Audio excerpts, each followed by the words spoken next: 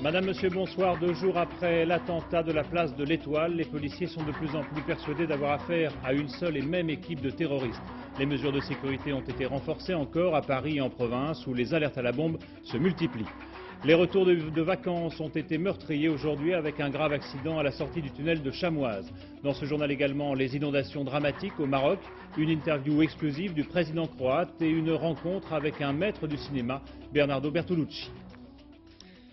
2 jours après l'attentat de la place de l'Étoile, les policiers confirment l'existence de similitudes entre la bonbonne de gaz utilisée jeudi et celle employée 3 semaines plus tôt, le 25 juillet, à la station du RER Saint-Michel. Ils relèvent également des similitudes entre les portraits robots établis après l'assassinat de l'imam Sahraoui à Paris et ceux dressés après l'attentat de Saint-Michel. Le même type de bombe, des portraits robots ressemblants, autrement dit, une même équipe de terroristes pourrait être à l'origine de tous ces attentats, même s'il faut bien sûr être encore très prudent. Enquête Agnès Varamian.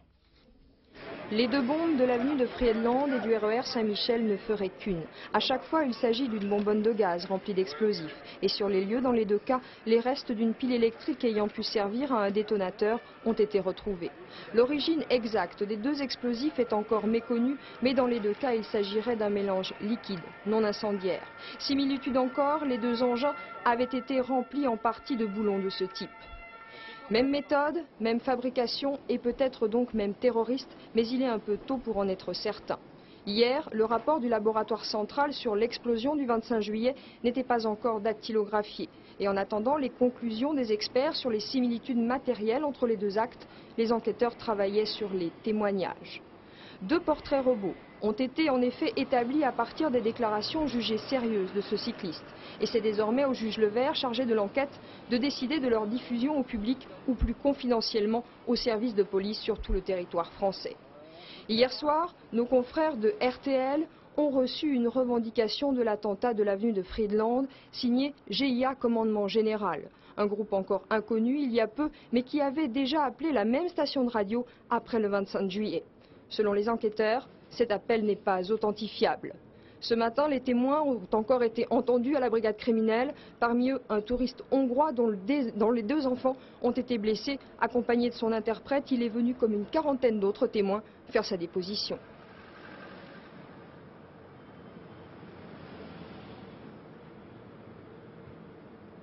Et depuis l'attentat de l'Étoile, vous le savez, la sécurité a encore été renforcée, que ce soit à Paris ou en province. Reportage dans les rues de Paris, Stéphane Guèze et Michel Anglade.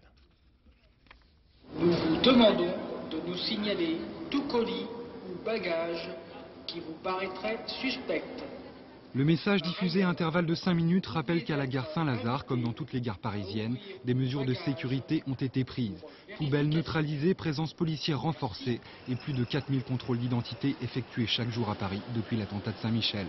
Des mesures dont l'efficacité est diversement appréciée par le public. Le contrôle, ça peut être bien, mais ça n'empêchera rien, à mon avis, au niveau des attentats. Nous, on se sent protégés et c'est vrai que pour nous, c'est une autre raison. Il y a nettement moins de délinquance aussi. Les grands magasins aussi ont renforcé la sécurité par des unités supplémentaires. Si dans certaines grandes surfaces, il est encore possible de rentrer sans être fouillé, tout sac sans propriétaire entraîne une intervention dans la minute. À l'extérieur, les forces de l'ordre veillent, mais à l'entrée, difficile de contrôler les 200 000 visiteurs du samedi. Là, on est à 7 ici dans le magasin. On était à 4, maintenant on travaille à 7. Là, après la deuxième attentat, on travaille à 7 maintenant. Et vous faites ouvrir les sacs à cause de ça? On fait tout le monde maintenant. La rentrée, la sortie des gens, on fait tout le monde. Dans les rues et les gares parisiennes, 1200 CRS sont venus épauler les 16 000 policiers déjà présents. Les grands magasins de la capitale ont discrètement renforcé leur surveillance pour surtout ne pas créer de psychose. Et les alertes à la bombe se multiplient elles aussi, qu'il s'agisse de la suspicion légitime sur un paquet abandonné ou bien de la pure et simple malveillance. Mais dans ce cas, les sanctions sont lourdes pour les mauvais plaisants. C'est ainsi qu'à Lyon, un jeune homme, auteur d'une fausse alerte à la bombe, a été arrêté. À Paris, ce midi, on comptait déjà 17 fausses alertes.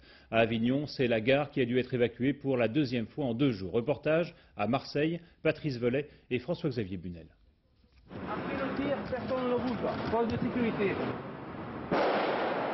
Ça, c'est une alerte à la bombe qui se termine bien. Il est midi à Marseille, les artificiers viennent d'intervenir pour la 5e fois de la matinée. un sac de plage oublié a fait les frais de l'opération. À Marseille, l'état de vigilance maximum est déclaré, surtout dans les zones sensibles comme la gare Saint-Charles. Des consignes toujours fermées, des poubelles supprimées, ici un simple sac, là plus rien du tout. Et chaque passager est invité à surveiller ses bagages, sous peine de destruction immédiate. Seules subsistent en ville les poubelles de rue, comme ici, sur la Canebière. Dans le métro marseillais, même mesure de sécurité. Plus de poubelles en vue sur les quais et mobilisation de tous les personnels. Tous nos agents sont vigilants sur les objets qui peuvent être laissés par terre ou dans un train. Donc dans tous les trains, à chaque retournement, nous inspectons le train pour être sûr qu'il n'y a rien dedans. Nous exerçons une vigilance aussi particulière dans les escaliers mécaniques, au niveau des péages. Ce soir, au stade Vélodrome, l'OM reçoit Dunkerque, fouille à l'entrée et surveillance accrue. Même un match de Division 2 mérite, dans le contexte actuel, toute l'attention des forces de l'ordre. Un mot sur l'état de santé du petit Italien de 8 ans blessé place de l'Étoile. L'état satisfaisant à tout point de vue, disent les médecins. Il pourrait rejoindre l'Italie la semaine prochaine.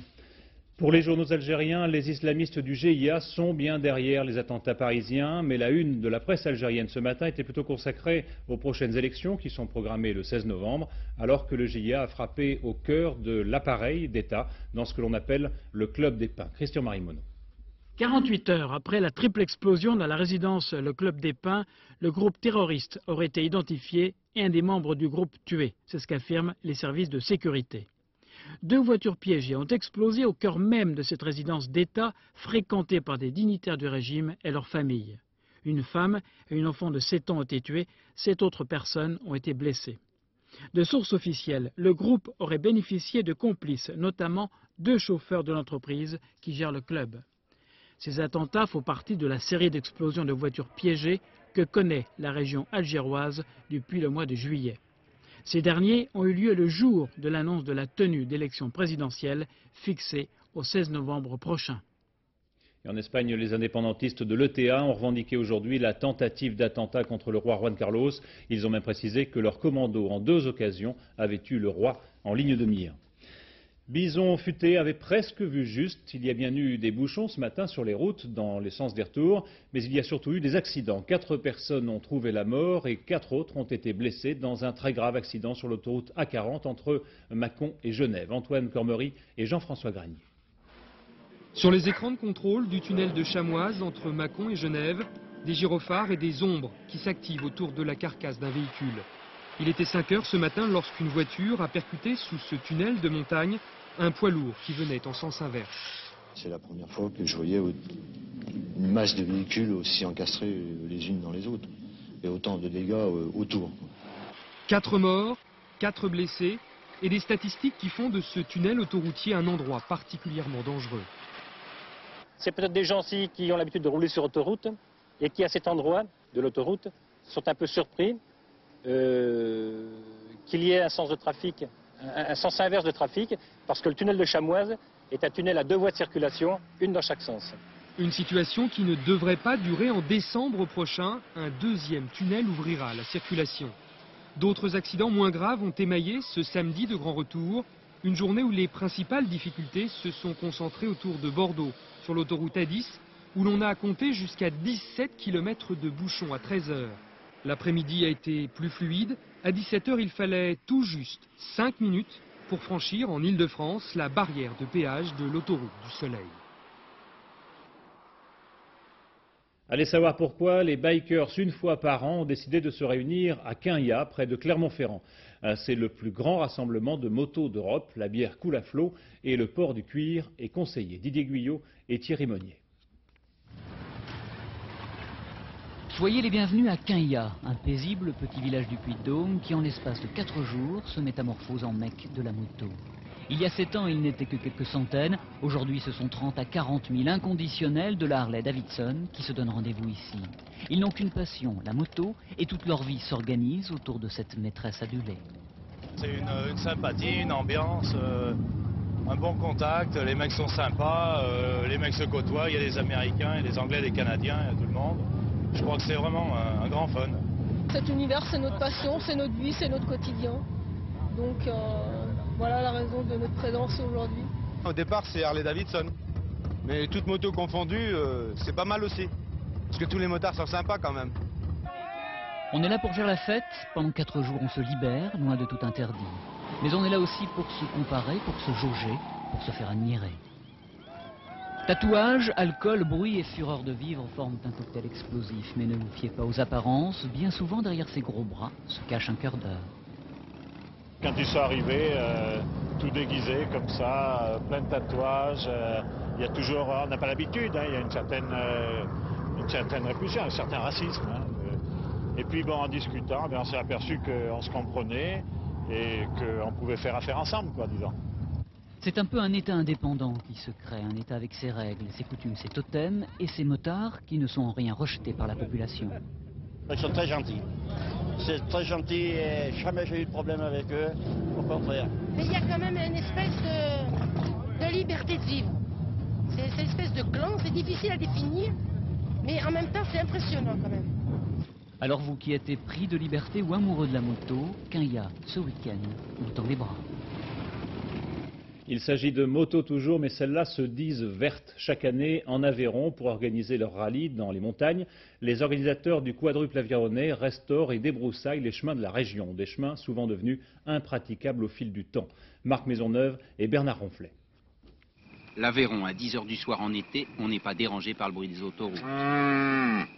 Ouais. Jean-François, ancien pilote international, a pourtant très peu chuté à moto, mais il appelle chacune de ses vaches par son nom. J'aime la nature, ouais. Je veux dire, c'est une relation ce soir avec le troupeau, là. Hein. Quand j'arrive, même avec les phares, tout ça, elles me sentent, elles me connaissent, je les appelle. Elles me suivraient, elles me suivent d'ailleurs. C'est exceptionnel. Bon, c'est une vie pas comme les autres, je pense. Entre la course et l'élevage, Jean-François a choisi de rester au service de sa terre. Aujourd'hui, pour garder le contact avec la moto, il organise des courses de tout-terrain basées sur la découverte. Il trace des chemins, il restaure. Rien qu'en Aveyron, sur 17 000 km de chemins cadastrés, seuls 3 500 km sont encore utilisables. Ici, on débroussaille ce qui a été épargné par l'autoroute. On ouvre un vieux chemin rural, d'une commune de l'Aveyron qui, ma foi, je crois, est abandonné depuis plus de 50 ans. C'est un chemin où je pense qu'il va servir pour le quadruple aveyronnais, le passage des motos, mais qui peut servir aussi pour beaucoup de manifestations, que ce soit des randonnées pédestres, des parcours à vélo, à VTT, etc. La moto d'abord, les promeneurs ensuite, surtout pour éviter les interdictions d'accès qui fleurissent ailleurs. Charbonnel est un des meilleurs pilotes du monde, adjoint au maire de Mans. J'essaie de rouler tranquillement, pas faire trop de bruit, pas déranger les personnes à côté. Je travaille beaucoup au débroussaillage et aux entretiens des pistes. Parce que bon, c'est vrai que tous les gens nous voient rouler sur des enduros ou des rallyes. Il y a beaucoup d'entretien avant la course et après la course. Être responsable, c'est choisir de rouler sur le plateau du Larzac, là où on ne risque pas de déranger des promeneurs. À Tarnos, dans les Landes, le festival de musique techno se passe beaucoup moins bien. 2000 jeunes occupent depuis samedi un champ de tir du 1er RPIMA, le régiment de parachutistes et d'infanterie de marine. Et la situation est pour le moins tendue. L'équipe de François Privat et Marie-Pierre Cassignard a d'ailleurs été violemment prise à partie. Hier, descente d'une centaine de gardes mobiles et de gendarmes au milieu de 3000 jeunes réunis à Tarnos, au sud de la côte landaise, pour un festival techno. La manifestation se déroule sur un terrain appartenant à l'armée. Dans une ambiance tendue, 3 groupes électrogènes sont saisis. Cet après-midi, nous avions pu rencontrer l'un des organisateurs de cette rave party. Nous avions filmé cette fête dans le calme. Mais vous ne verrez pas ces images. Au moment où nous quittions les dunes de Tarnos, nous avons été agressés par une quinzaine de jeunes qui s'en sont pris à notre matériel et ont volé nos cassettes de reportage. À quelques kilomètres de là, la petite ville de Tarnos et son maire qui a du mal à gérer une situation bien difficile. Il y a de tout là-dedans, on ne peut pas condamner tout le monde parce que certains, bon, ils viennent vraiment avec l'idée de faire de la musique, mais autour de ça, il y a quand même beaucoup de drogue, moi je le sais, et bon, c'est comme ça. Ça vous gêne pas? Bien sûr que ça me gêne, particulièrement, et ce n'est pas un bon exemple de notre belle jeunesse, quoi. Tarnos est beaucoup trop éloigné des dunes pour que ses habitants subissent les nuisances sonores liées à la musique. Et dans les rues de la cité landaise, les avis sont partagés. C'est différent, c'est bien quoi. Si les gens aiment ça, il faut y aller. S'ils n'aiment pas ça, ils y vont pas quoi. Faut les laisser quand même un peu libres, hein. Même s'il y a de la drogue? Ah là non, peut-être pas quand même, ouais. Si ça touche à la drogue, faut quand même aller y voir. Bon, je pense qu'il faut les laisser Et de laisser faire un petit peu leurs idées, suivre leurs idées pour eux, parce qu'ils ont envie de suivre. Et nous, on a fait 68, donc on sait un petit peu ce que c'est. Les gendarmes affirment gérer la situation à distance. L'armée, qui a porté plainte, n'intervient pas et préfère attendre la fin de la fête, annoncée pour lundi. C'est ce qu'on appelle une saisie record de drogue aux États-Unis. Près de 11 tonnes de cocaïne ont été saisies par les gardes-côtes au large du Pérou. La drogue était cachée dans un chalutier. Les violentes crues qui se produisent dans la région de Marrakech au Maroc ont fait au moins 156 morts. A priori, aucun Français ne figure parmi les victimes. Anne Guéry. Les rescapés de la crue ont pris la route, souvent avec un maigre ballot, et ils fuient leur village sinistré. On leur a promis un abri de fortune pour la nuit. Ce sera une tente, du provisoire pour plusieurs centaines, peut-être plusieurs milliers de sans-abri. Derrière eux, ils ne laissent que des secouristes. Depuis ce matin, eux recherchent des victimes et la plupart du temps, ce sont des corps sans vie qu'ils dégagent de la boue, des villageois morts noyés. Les orages furent d'une telle violence que très vite, 3 oueds ont débordé, l'eau a atteint jusqu'à 3 mètres de haut, plusieurs villages ont disparu, engloutis. Un déluge de bruit, de boue et d'eau que rien ne laissait prévoir. Les services météo avaient juste annoncé du mauvais temps, sans préciser la force des orages. Plusieurs touristes français se sont laissés surprendre. Une vingtaine de personnes a été évacuée de la région d'Asni, mais un groupe de 16 adolescents alsaciens, accompagnés d'un adulte, est toujours bloqué dans la même zone. Ils étaient là en voyage organisé. Hier soir, ils se sont arrêtés dans une auberge de jeunesse, mais le pont d'accès au site s'est effondré. Les jeunes se sont trouvés sans possibilité de rejoindre la suite de leur itinéraire, mais des vivres ont été parachutés par le consulat, non seulement aux jeunes qui se trouvaient isolés dans ce secteur-là, mais également à la population. On peut rassurer les familles ce soir. Les familles peuvent être complètement rassurées, même si aucun contact téléphonique ne peut avoir lieu directement avec l'auberge de jeunesse. Ce soir encore, les adolescents seront ravitaillés en attendant la mise en place d'un pont d'urgence pour pouvoir être évacués. Et ce soir, le Quai d'Orsay précise que les recherches se poursuivent pour localiser un autre groupe de touristes venant de la région parisienne. En Bosnie, Robert Fraser, l'émissaire américain, s'est tué, ainsi qu'un autre diplomate américain et un casque bleu français sur la route du mont Igman, près de Sarajevo. Leur voiture aurait heurté une mine en tombant dans un ravin. Un autre diplomate américain et 5 autres personnes, dont 2 casques bleus français, ont été blessés. Sur le terrain, alors que 10 000 soldats croates sont toujours prêts à passer à l'offensive près de Dubrovnik, c'est jour après jour le plan de paix américain qui paraît s'imposer. Didier Pellebeau. Périlleux exercice que la diplomatie en ex-Yougoslavie. Avant-hier, le ministre espagnol des Affaires étrangères, Javier Solana, essuyait plusieurs rafales sur la route de Sarajevo. Indemne, mais il l'a échappé belle. Omniprésente dans la région, une délégation américaine. Elle est dirigée par le sous-secrétaire d'État Richard Holbrooke, blessé lui aussi aujourd'hui dans l'accident de Sarajevo. Depuis une semaine, les Américains éclipsent les efforts déployés depuis 2 ans par l'Europe. Ceux notamment du médiateur européen Carl Bildt. Il affirme aujourd'hui qu'il n'y a pas de plan de paix américain, seulement une dynamique. Mais cette dynamique se traduit en carte. Les États-Unis envisagent de céder l'enclave de Goražde aux Bosno-Serbes, Goražde que les casques bleus de l'ONU commencent à évacuer. En échange, les Bosniaques récupéreraient les environs de Sarajevo. Les enclaves voisines comme Srebrenica, pillées, détruites, désertes, sont déjà perdues pour les Bosniaques. Elles ont été ethniquement purifiées par les Serbes. La Bosnie deviendrait la fédération de 2 entités. L'une bosno-serbe, ici en jaune, liée à Belgrade, l'autre croato-musulmane, en vert, et déjà liée à Zagreb par une confédération. C'est une variante du découpage dessiné par le président croate Tudjman, en personne, un partage de la Bosnie entre croates à l'ouest et serbes à l'est. L'atout du plan américain, c'est qu'il a déjà été approuvé par le chef des bosno-serbes, Karadzic, qui a dit à plusieurs reprises « Il y aura la paix le jour où les Américains le voudront ». Le président croate Franjo Tudjman a reçu aujourd'hui en exclusivité l'une de nos équipes, Thierry Tuillier et Alain Assin. Vous allez l'entendre, la solution pour lui est claire, elle pourrait conduire à un terme à une partition de la Bosnie. Il est devenu depuis l'offensive victorieuse en Krajina un homme qui compte. Franjo Tudjman nous reçoit pour la première fois dans son palais et pour la première fois, il s'explique sur les futurs contours de l'ex-Yougoslavie. Les Américains ne sont pas contre le fait que la Bosnie, membre de l'ONU, reste dans ses frontières actuelles. Mais il souhaite que la fédération croato-musulmane puisse s'adosser à la Croatie et que la partie serbe puisse faire de même avec Belgrade. Cette solution est à mes yeux la seule possible pour résoudre la crise et la communauté internationale l'a compris. Et carte à l'appui, il se défend de proposer le dépeçage de la Bosnie. Avant tout, je veux dire qu'à Londres, je n'ai fait que rappeler ce que l'OTAN a publié en 1993. Sur cette carte qui vient de Bruxelles, il y a une délimitation qui passe par le centre de la Bosnie et qui correspond au partage des zones d'influence entre l'Ouest et l'Est, dominées par les Russes, qui veulent garder dans leur giron tous les pays orthodoxes, donc la Serbie. Oui, je suis prêt à rencontrer Slobodan Milosevic, le président serbe, car j'estime que des relations normalisées entre Serbes et Croates sont essentielles pour la paix. Mais je dois dire que je ne suis pas trop optimiste concernant un possible accord. À la question sur les exactions qu'auraient commises les forces croates en Krajina, Franjo Tudjman répond.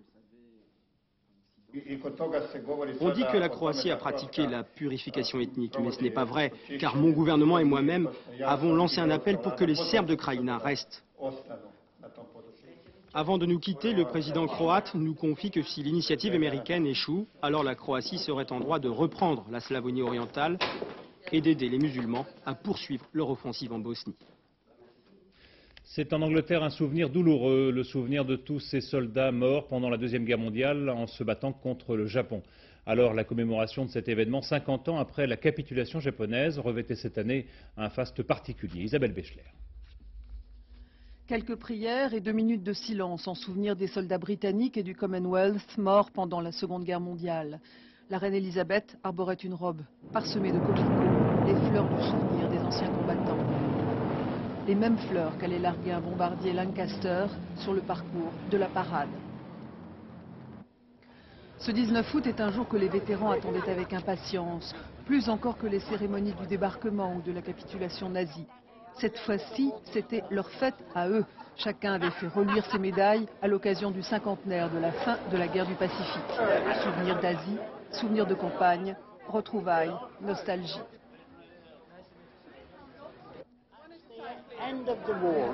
C'est la fin de la guerre. Ce jour marque officiellement la fin de la guerre, même si la reddition n'a été signée que le 2 septembre en vérité. C'est le vrai jour. Au fond, on veut rendre hommage à nos amis qui étaient en Extrême-Orient. Nous n'avons pas combattu contre le Japon, on était en Normandie, mais maintenant nous voulons rendre hommage aux gars qui ont perdu leur vie là-bas. Ah, c'est si bien de se retrouver après toutes ces années. Vous êtes restés en contact? Oui, oui, pendant toutes ces années, on s'est fait signe. Nous étions dans la poste militaire. On a même distribué du courrier français, vous savez.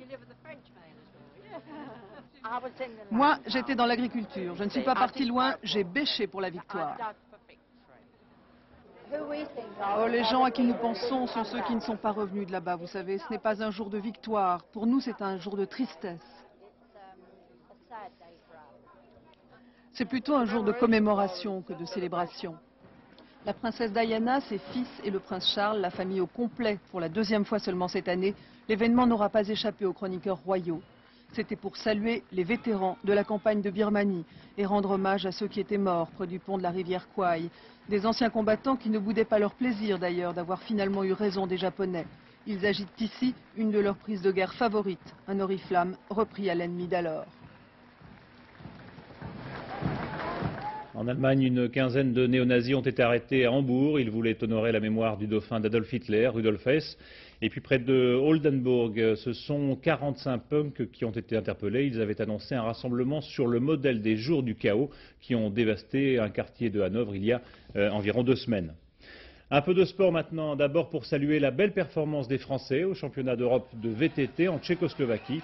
Ils se sont adjugés 6 des 8 médailles d'or. François Gachet, déjà champion de France, est devenu champion d'Europe, devant 2 autres Français, Nicolas Vouilloz et Alexandre Ballot. En voile, dans la course en solitaire du Figaro, les concurrents de la 4e et dernière étape ont quitté Riron en Espagne avec plus d'1 heure de retard pour cause de manque de vent. Le vent a quand même daigné se lever après 2000 de course. Pour l'instant, Philippe Poupon, le leader au classement général, est en tête. S'il l'emporte à Brest dans 3 ou 4 jours, eh bien, il sera le premier marin à s'adjuger 3 victoires dans cette épreuve. Et puis enfin en tennis, Monica Seles s'est qualifiée pour les demi-finales des internationaux du Canada. Elle a expédié l'Allemande Anke Huber en 2-7, 6-3, 6-4, 6-3, 6-2 pardon. L'un des maîtres du cinéma italien, Bernardo Bertolucci, est de retour au pays après 15 ans d'exil volontaire aux États-Unis où il a tourné entre autres Le Dernier Empereur. L'auteur du Dernier Tango à Paris et de 1900 revient tourner en Toscane. Rencontre avec le maître, Pascal Deschamps et Bernard Puisseau. C'est Attilio Pettirossi qui est content. Attilio, c'est le cuisinier de Bertolucci et ça fait 10 ans que de Pékin à Katmandou, il a dû fournir au réalisateur et à son équipe la pasta comme à la maison et ça n'a pas toujours été facile. Je ne me souviens pas des quantités exactes, mais il a fallu acheminer là-bas des tonnes de spaghettis, des meules entières de parmesan, des tonnes de jambon de Parme et du café. Oh là là, tout ce café et même de l'eau minérale. Pour ses retrouvailles avec l'Italie, Bertolucci a choisi les collines du Chianti en Toscane. On ne dirait pas comme ça, mais c'est ici que défilent depuis 2 mois les représentants des médias du monde entier. Ce jour-là, un Anglais, un Allemand, une Suédoise et une Danoise. Tous pénétrés du bonheur d'être conviés pendant 24 heures sur l'un des tournages les plus prisés, mais aussi les plus mystérieux du moment. Alors vite, vite, surtout, pas une minute à perdre. Bertolucci, c'est un grand nom du cinéma. Et même si on ne voit plus beaucoup de films italiens au Danemark, il est très connu. C'est son premier film en Italie depuis 15 ans. Alors pour nous, c'est intéressant.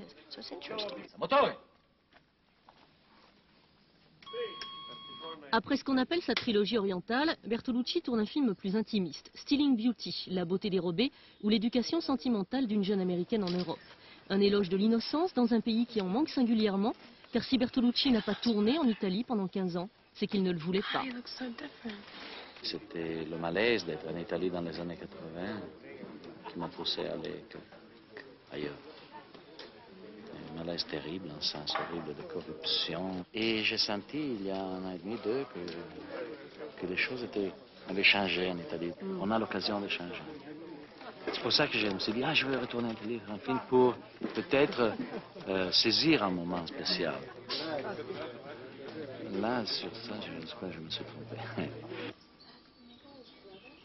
Pour lui, Jeremy Irons a quitté l'Amérique qui lui offrait un pont d'or. Pour lui, le directeur photo Darius Khondji a refusé un film de Coppola. Pour lui, Jean Marais ferait même de la figuration. Alors oui, Bertolucci est bien l'un des derniers empereurs du cinéma européen. Per favore, silenzio tutti! Quiet, please! Voilà, fin de cette édition. Merci de l'avoir suivi. Dans quelques instants, la météo. Sophie Davant nous annonce un peu plus de nuages demain. Tout de suite après la pub, ce sera toute l'équipe de Fort Boyard. À minuit 10, Florence Daucher pour le dernier journal. Demain à 13h, évidemment, Christian Marimono. Et moi, je vous retrouve aux alentours de 20h. Bonne soirée sur France 2.